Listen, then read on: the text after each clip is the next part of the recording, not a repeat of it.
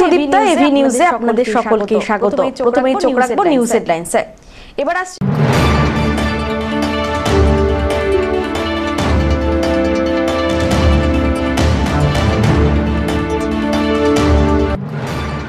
চা বাগানের জমির অধিকার নিয়ে উত্তরকন্যা অভিযানের ডাক জয়েন্ট অ্যাকশন কমিটির।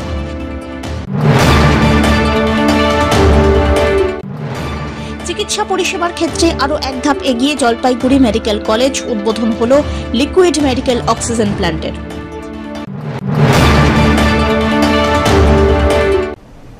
এবার আসছে বিস্তারিত সংবাদে। চা বাগান শ্রমিকদের জমির অধিকার প্রদান। চা বাগানের 30% জমিকে পুঁজিপতিদের হাতে তুলে দেওয়ার প্রতিবাদে উত্তরকন্যা অভিযানের ডাক দিয়েছে জয়েন্ট অ্যাকশন কমিটি। উত্তরকন্যা অভিযানকে কেন্দ্র করে বিভিন্ন চা বাগানের জোর প্রচার চালাচ্ছে জয়েন্ট অ্যাকশন কমিটির কর্মকর্তারা। বুধবার ডুয়ার্সের মাটিয়ালি ব্লকের নাগেশ্বরী এবং আইভিল চা বাগানে প্রচার কর্মসূচি পালন করা হয়। কেন এই উত্তরকন্যা অভিযান, কি কি দাবি রয়েছে সে বিষয় নিয়ে চা বাগানের শ্রমিকদের বিস্তারিতভাবে বলেন নেতারা। জয়েন্ট অ্যাকশন কমিটির কনভেনার ক্রিশ্চিয়ান খেরিয়া বলেন, আগামী 20 মার্চ উত্তরকন্যা অভিযানকে কেন্দ্র করে বিভিন্ন চা বাগানে প্রচার করা হচ্ছে। साथ ही रोरेमन जगह आज मैं बात करे के लिए आया हो 20 मार्च के बिफे के दिन उत्तरकन्या अभियान उफार के तरफ से करल जाते हैं, जेकर एकमात्र उद्देश्य है कि चा बागान में रहे कला जो पूर्वज से जो हमें रहते आवत थी 100-150 साल से उकर अधिकार मांगे कर उकर अधिकार लेवे कर समय है के ये आंदोलन उकरे लगे नहीं के इठो जन आंदोलन है के। तो उत्तरकन्या अभियान 20 तारीख तराई डुवर्स पहाड़ से जितना ज्यादा से ज्यादा दल के दल आदमी जुड़ो। इकर एकमात्र उद्देश्य है कि जे 5 डेसिमल पट्टा जे रिफ्यूजी पट्टा हम इनके देवे जाते सरकार से रद्द करवाई। 30% जमीन जो पूंजीपति देवे के लगे जो नोटिफिकेशन निकला है से रद्द करवाई और हम इनके संपूर्ण जमीन हम इनके देवे के लगे नया नोटिफिकेशन निकलाई, नया कानून बनाए ताकि हम इनके जो सुरक्षा है हम इनके जमीनी सुरक्षा उठा हम इनके रहो। तो एक हबू मैं जितना भी तरह डुवर्स कर हम इनकर आयो आबा मना है सबके सब ज्यादा से ज्यादा संख्या में उत्तरकन्या अभियान में जुड़क। सबको के जोहार। धीमान राय रिपोर्ट, एवी न्यूज।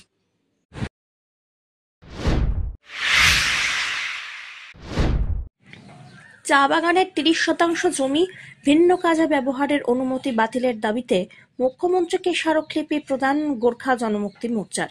বুধবার রাজ্য সরকারের জারি করা চা বাগানের জমি ভিন্ন কাজে ব্যবহারের নোটিফিকেশনের প্রতিবাদ করে এক স্মারকলিপি প্রদান করা হয়। সম্প্রতি পশ্চিমবঙ্গ সরকার এক নির্দেশিকা জারি করেছে, চা বাগানের 30% জমি এবার থেকে ভিন্ন কাজে ব্যবহার করা যাবে। তাতেই ক্রমশ ক্ষোভের সঞ্চার হয়েছে ডুয়ার্স তরাই অঞ্চলে। সেই প্রেক্ষাপটের ওপর দাঁড়িয়ে বুধবার সরকারি সিদ্ধান্তের বিরুদ্ধে শুরু করা আন্দোলন আরও কিছুটা জোরদার হল গোর্খা জনমুক্তি মোর্চার কেন্দ্রীয় কমিটির পক্ষ থেকে মুখ্যমন্ত্রীকে স্মারকলিপি প্রদানের মাধ্যমে। এ প্রসঙ্গে জিটিএ কেন্দ্রীয় কমিটির সম্পাদক শিবা সুনার জানিয়েছেন, প্রায় 150 বছর ধরে ডুয়ার্স এবং তরাই অঞ্চলে চা বাগানে বসবাস এবং চাষবাস করে আসছেন আদিবাসী গোর্খা রাজবংশী জনজাতির মানুষ। তাদের নাম জমিতে নথিভুক্ত করা হোক। আমরা গোর্খা জনমুক্তি মোর্চা তরফ থেকে আসছিলাম। মূলত আমরা ওই চা বাগানের যে সমস্যা রয়েছে, জমির সমস্যা, সেটা নিয়ে আমাদের সংগঠনের তরফ থেকে মাননীয় মুখ্যমন্ত্রীকে একটা মেমোরেন্ডাম দেওয়ার জন্য এখানে আসছিলাম থ্রু ডিএম। তো ম্যাডাম আজকে নাই, আমরা ওনার ডক্টরে এটা জমা করে। কি সমস্যা, কোথাকার চা বাগান, আপনারা কারা, কোথাকার থেকে এসেছেন? কোথায়কার না, সমস্ত উত্তরবঙ্গে যে চা বাগান রয়েছে সেই চা বাগানে যে বসবাস করা মূল নিবাসী রয়েছেন আদিবাসী গোর্খা রাজবংশী, তাদের যে বসবাসকারী যে জমি আছে, চাষবাসের যে জমি আছে, তার অধিকারের জন্য আমরা আসছিলাম। এবং যে একটা পশ্চিমবঙ্গ সরকার থেকে যে নোটিফিকেশন হয়েছে 30% ল্যান্ড নিয়ে, যে ট্যুরিজমের জন্য বা অন্য পারপোজের জন্য ইন্ডাস্ট্রিয়াল এরিয়াতে, তো আমরা তার জন্য আসছিলাম যে আগে প্রথমে আমাদের যে চা শ্রমিকরা রয়েছেন চা বাগানে তাদের অধিকার সুরক্ষিত করা হোক, তারপরে অন্য ব্যাপারের জন্য ভাবা হোক। কারণ যারা পূর্বপুরুষ ধরে ওখানে বসবাস করে আসছেন তাদেরই এখন জমির অধিকার হয় নাই। তার আগে যদি অন্য কোনো প্রপোজে যদি ওই জমিগুলো দেওয়া হয় তাহলে আমাদের লোকের মানে একটা ভাবনার মধ্যে আঘাত হচ্ছে। তা আমরাও অনেক দিন ধরে এটা আন্দোলন করছি যে জমির অধিকার লাগবে, এবং এখান থেকে যে 5 ডেসিমেলের কথা বলা হয়েছে, তো আমরা চাইছি 5 ডেসিমেলের জায়গায় অনেক আমাদের যে খালি 5 ডেসিমেল জমি তো নাই, আমাদের বাড়ি ঘর আছে, তারপরে তার অনেক আগে থেকে আমরা চা বাগানের হলেও জমিতে আমরা চাষবাস করে আসছি। কারো কারো 1 বিঘা 2 বিঘা, কারো 1 একর এরকম করে জমি আছে অনেকেরই, যার যে যত জমিতে ওরা বসবাস করছে বা চাষবাস করছে সেই জমি অধিকার আগে আমাদের শ্রমিকদের দেওয়া হোক, তারপরে অন্য কিছুর জন্য। অমিত বণিকের রিপোর্ট, এভি নিউজ।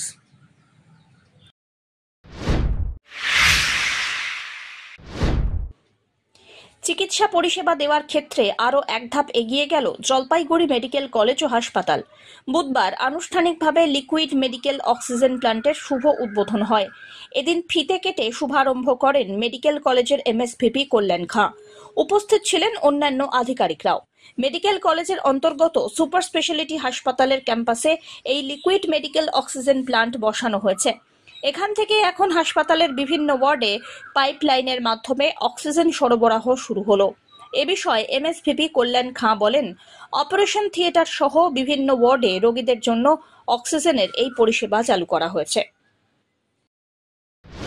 দেখুন, আমাদের জলপাইগুড়ি গভর্নমেন্ট মেডিকেল কলেজের লিকুইড মেডিকেল অক্সিজেন প্লান্ট যেটা, সেইটার কমিশনিং হলো এবং এটা লিন্ডে আমাদের সরকারি প্রকল্প হিসেবে এটাকে তৈরি করেছে।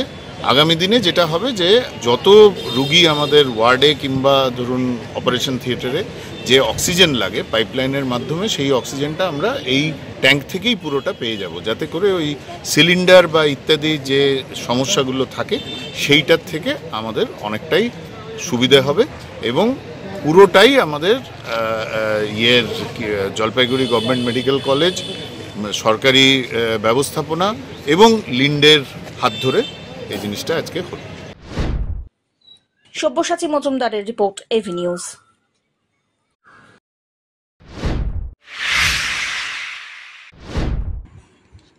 আসন্ন বিধানসভা ভোটকে সামনে রেখে দলীয় কর্মীদের আরও সক্রিয় হওয়ার বার্তা দিলেন কিষাণ ক্ষেত মজদুর তৃণমূল কমিটির রাজ্য সভাপতি তথা প্রাক্তন মন্ত্রী পূর্ণেন্দু বসু। বুধবার জলপাইগুড়ির কিষাণ ক্ষেত মজদুর তৃণমূল কংগ্রেসের জেলা সম্মেলন হল রবীন্দ্র ভবনে। সম্মেলনে উপস্থিত ছিলেন তৃণমূলের জেলা সভানেত্রী মহুয়া গোপ, প্রাক্তন যুব তৃণমূল সভাপতি সৈকত চট্টোপাধ্যায়, কিষাণ ক্ষেত মজদুর তৃণমূল কংগ্রেস কমিটির জেলা সভাপতি দুলাল দেবনাথ প্রমুখ। সম্মেলনে জেলার বিভিন্ন প্রান্তের কর্মীরা হাজির ছিলেন। সভার পর সাংবাদিকদের মুখোমুখি হয়ে পূর্ণেন্দু বসু কি বললেন শুনে নিন। মানুষকে গুরুত্ব দিতে হবে, মানুষকে ভালোবাসতে হবে, মানুষের কাছে গিয়ে দরকার হলে ভুল স্বীকার করতে হবে। যে কেউ যদি এরকম হয় যে মানুষের সাথে খারাপ ব্যবহার করেছে, সবাই জানে বা যেটা প্রকাশ্যে এসছে, তাহলে তাদের অবশ্যই উচিত যে নেতৃত্ব দেখায় না, যে তারা গিয়ে যেন মানুষের কাছে হাত জোর করে ক্ষমা চায় যে আমার ভুল হয়ে গেছে, আমাকে মাফ করে দিন, আমরা এই কাজ করেছি, সেই কাজের ভিত্তিতে আমাদের ভোট ধরতে এখন বিজেপি ময়দানে কি বলবে? রাজগঞ্জেও 4000 এরকম লিস্ট, নামের লিস্ট জমা দিয়েছে। শুধু না, জেলা জুড়েই তৃণমূলের পর এবার ময়দানে বিজেপি, কি বলবে ওদের বিষয়টা? দেখুন, ওদের বিষয় হচ্ছে তো হোয়াটসঅ্যাপের মেম্বারশিপ, এবং সেটা পৃথিবীর নাকি সব থেকে বড় ধর্ম। পশ্চিমবঙ্গে 80,000-এর কাছে বুথ, কটা বুথে ওদের লোক বসাতে পারবে? এই প্রশ্নটা আমরা সরাসরি করি। কাজেই ওরা 4,000 কি 5,000 কি 10,000 সেটা পরে দেখা। ভিতরে ভোট নিয়ে আপনারা কি নির্দেশ দিচ্ছেন দলকে? কিভাবে ভিতরে ভোটের ব্যাপারটাকে বন্ধ করা যায়? ভিতরে ভোটের ব্যাপারে একেবারে সোজা বিষয় যেটা, সেটা হচ্ছে আমরা এর জন্য 2টো নতুন পোস্ট করেছি, তারা চাই, কাগজে বেরিয়েছে। আমরা যেটা চাই সেটা হচ্ছে যে ভোটের যে সামগ্রিক ব্যবস্থা, একটা হচ্ছে সরকারি ব্যবস্থা আর একটা হচ্ছে দলীয় ব্যবস্থা। সরকারি ব্যবস্থা যেরকম আছে সেখানে চাপ সৃষ্টি করা, অর্থাৎ ধরুন আমাদের বহু জায়গায় একটা জেলায় 2-3টে করে আমাদের সাংগঠনিক জেলা আছে। তো আমরা এটা জেলা থেকে চেষ্টা করছি যাতে ভোটার লিস্ট যতগুলো জেলা আছে সবাইকে সেখান থেকেই ভাগ করে যাতে আমরা হাতে হাতে দিয়ে দিই। দ্বিতীয় বিষয় সেটা হচ্ছে ভোটার লিস্টটা যারা দায়িত্ববদ্ধ, এটা সবাইকে দায়িত্ব দেওয়া হচ্ছে। যারা দায়িত্ববদ্ধ তাদের কম করে দিনে 10 থেকে 12 ঘন্টা কাজ করতে হবে, এবং এটা আমরা পরীক্ষা করছি, না হলে তার মধ্যেই আমরা পাল্টে দেব। এবং সেটা তারা ভোটার লিস্টটা মেলাবে, তার কাজ হচ্ছে ভোটার লিস্টটা মেলানো, এবং সেখানে কোনো অস্বাভাবিক কিছু দেখলে সেটা তার হায়ার যারা আছে, হায়ার জায়গায় যারা আছে তাদের কাছে জেলার মাধ্যমে রাজ্যও পাবে। তার ফলে সেটা আমরা জেলার স্তর থেকে এবং রাজ্য স্তর থেকে জেলার যে বিএলএ আছে বা আমাদের এআরও আছে তাদের কাছে এইগুলো যাবে, এবং সেগুলো আমরা এটা বলে দিচ্ছি, আমরা জানিয়ে দিচ্ছি যে ভোটের কয়েকদিন আগে পর্যন্ত এই নাম পাল্টানো যায়। এটা মনে করার কোনো কারণ নেই যে নাম পাল্টানো যাবে। তার ফর্ম আছে নির্দিষ্ট, সেই ফর্ম আমরা তুলে রাখবো, এবং সেগুলো যেখানে দরকার হবে সেখানে ফিল আপ করে সেগুলো দিয়ে আমরা এগুলোকে পাঠাবো।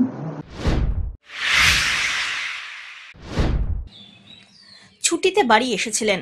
রং মিস্ত্রির খোঁজে বাড়ি থেকে বেরিয়ে জলপাইগুড়ির ময়নাগুড়ি জাতীয় সড়কের রানীরহাট মোড় সংলগ্ন এলাকায় পথ দুর্ঘটনায় মৃত্যু হল জয়প্রকাশ বর্মন নামে এক বিএসএফ জওয়ানের।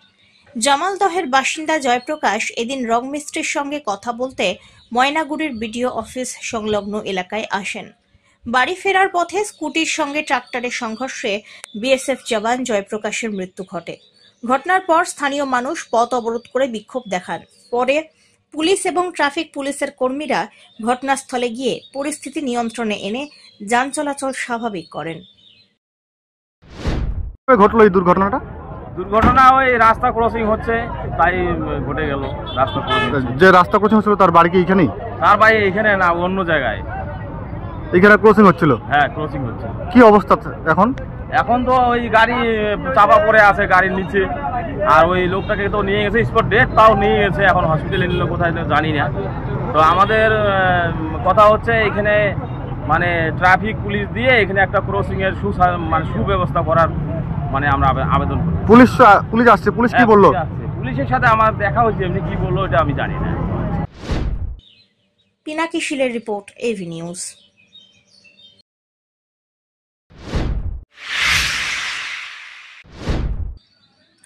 চৈত্র মাসের বাতাসেই গজলডোবা যাওয়ার পথে বৈকুণ্ঠপুরের জঙ্গলে আগুন লাগার ঘটনা সামনে এসেছে। প্রত্যক্ষদর্শীদের মতে শুকনো পাতায় আগুন লেগে দ্রুত ছড়িয়ে পড়ে, যা নিয়ন্ত্রণে আনতে বন দপ্তর এবং বন দপ্তর তথা দমকল বাহিনী প্রয়োজন। শুকনো আবহাওয়া এবং বাতাসের কারণে আগুন আরও বড় আকার নিতে পারে বলেই আশঙ্কা। বৈকুণ্ঠপুর বনাঞ্চল বন্যপ্রাণীর আবাসস্থল হওয়ায় প্রাণী সম্পদের ক্ষয়ক্ষতির সম্ভাবনাও উড়িয়ে দেওয়া যাচ্ছে না। বনকর্মীরা আগুন নিয়ন্ত্রণের চেষ্টা করবেন বলে জানিয়েছেন। এদিকে স্থানীয় বাসিন্দাদেরও সতর্ক থাকতে বলা হয়েছে। আগুন লাগার সঠিক কারণ এখনো স্পষ্ট নয়, তবে অসতর্কতার কারণে এই কাণ্ড ঘটে থাকতে বলেও আশঙ্কা শুরু হয়েছে। প্রশাসন সাধারণ মানুষকে জঙ্গলে না যাওয়ার পরামর্শ দিয়েছেন। রাজগঞ্জ থেকে সুস্মিতা চন্দ্রের রিপোর্ট, এভি নিউজ।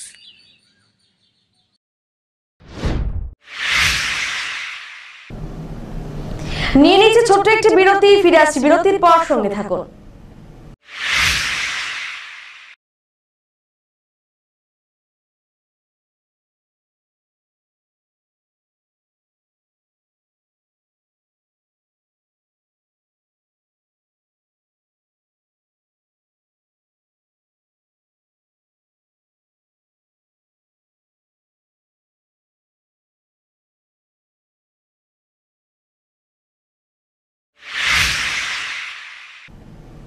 ফিরে এলাম বিরতির পর।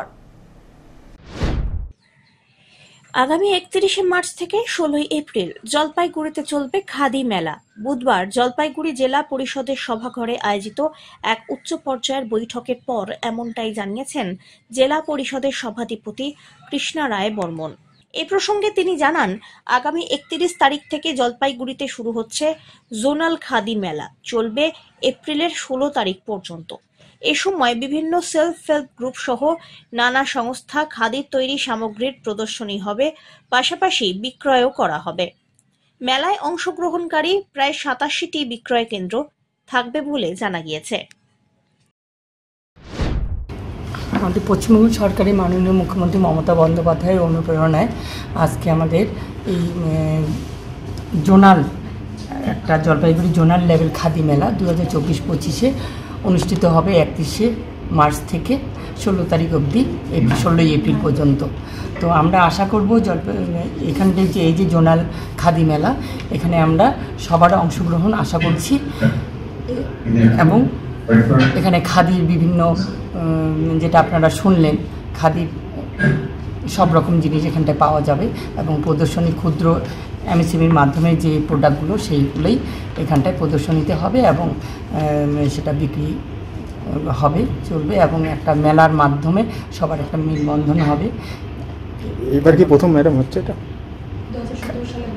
হ্যাঁ, 17 সালে একবার হয়েছিল, এটা দ্বিতীয়বার। স্টল কতগুলো মোটামুটি থাকছে ম্যাডাম? স্টল কতগুলো আছে? 87 স্টল আছে। অমিত বণিকের রিপোর্ট, এভি নিউজ।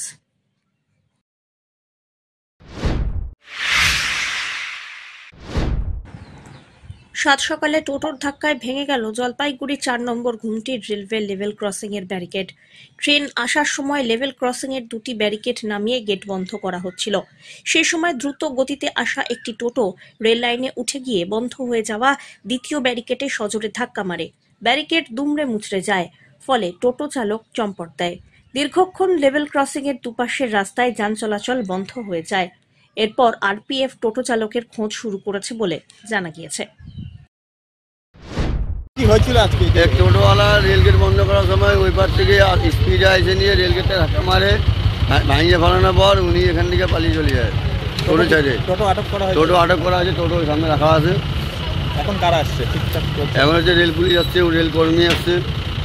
ঠিকঠাক করছে? হ্যাঁ, ঠিকঠাক করছে। এই যে এখন আপনার কাজ হচ্ছে। টোটো মারে কি ধাক্কা? হ্যাঁ, পুরো ফুল বিকালে ছিল উনি নামানোর সময়। রেলগেট বন্ধ ছিল? হ্যাঁ, বন্ধ করছিল ওই সময় মারে। এখন পরিস্থিতি যেমন এই যে আজকের মাসে রেলগেট গাড়ি গেল খুলতেছে, বানাচ্ছে, রেলকর্মী সঙ্গে সঙ্গে চলে আসছে, রেল পুলিশ আসছে। আজকে মসজিদের মেলা, আমাদের এখানে পুলিশ ছিল, লোকাল পুলিশ আগের থেকে।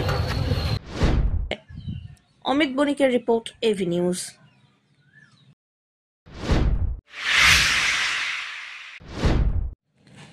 জলদাপাড়া জাতীয় উদ্যান এবং গরুমারা জাতীয় উদ্যানে গন্ডারের সংখ্যা বাড়ল 45টি, যার ফলে জলদাপাড়া জাতীয় উদ্যানে গন্ডারের সংখ্যা হলো 331টি এবং গরুমারায় গন্ডারের সংখ্যা বেড়ে দাঁড়ালো 61টি। গত 5 এবং 6 মার্চ রাজ্যে একশৃঙ্গ গন্ডারের বাসভূমি গরুমারা জাতীয় উদ্যান এবং জলদাপাড়ায় একযোগে শুরু হয় গন্ডার গণনা। 2 বছর পর শুমারিতে গন্ডারের সংখ্যা অনেকটাই বেড়েছে বলে জানিয়েছেন বনকর্তারা। 2025 সালে গন্ডার শুমারিতে গরুমারা জাতীয় উদ্যানে গন্ডারের সংখ্যা বাড়ল 6টি। গরুমারা জাতীয় উদ্যানের গন্ডারের সংখ্যা ধীরগতিতেই বাড়ছে। সাম্প্রতিককালে 1 বছর সবথেকে বেশি গন্ডার সংখ্যা বেড়েছে বলে খবর। 2022 সালে গরুমারা জাতীয় উদ্যানে গন্ডার সংখ্যা ছিল 55টি। এবছর গন্ডার শুমারিতে তা বেড়ে দাঁড়ালো 61টি। এর আগে 2013 সালে গরুমারা জাতীয় উদ্যানে গন্ডার ছিল 43টি, 2015 সালে ছিল 49টি, 2022 সালে গন্ডার সংখ্যা ছিল 55টি। এবারের গন্ডার শুমারি শুরুর আগে থেকেই বনকর্তারা আশা করছিলেন গরুমারা জাতীয় উদ্যানে গন্ডারের সংখ্যা বৃদ্ধি পাবে বলে।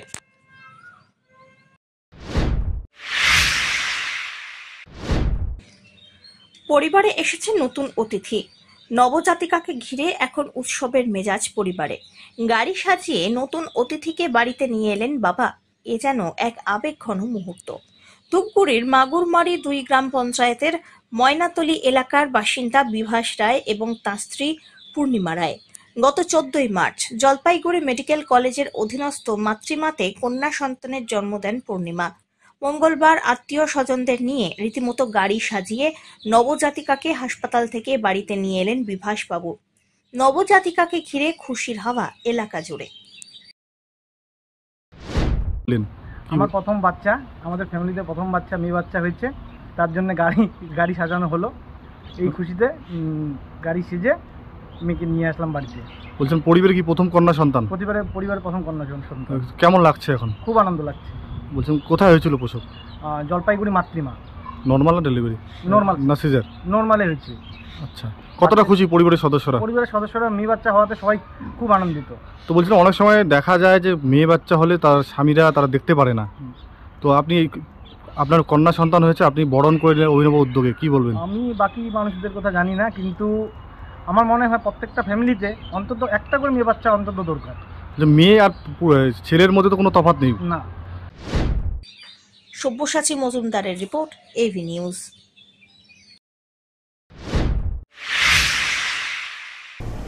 শেষ করবার আগে নিউজ হেডলাইন্স আরো একবার।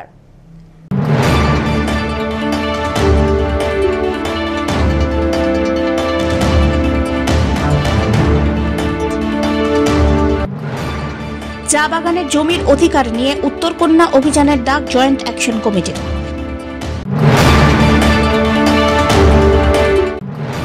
চিকিৎসা পরিষেবার ক্ষেত্রে আরও এক ধাপ এগিয়ে জলপাইগুড়ি মেডিকেল কলেজ, উদ্বোধন হল লিকুইড মেডিকেল অক্সিজেন প্ল্যান্টের।